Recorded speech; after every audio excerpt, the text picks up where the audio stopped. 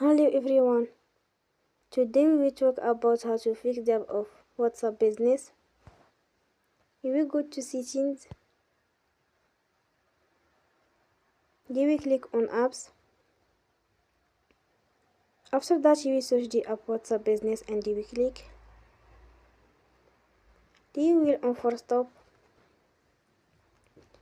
After that you will go to storage. You will click on clear cache.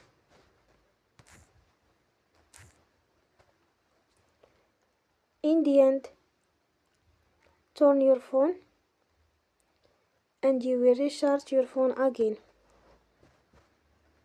Don't forget to support us by like and subscribe.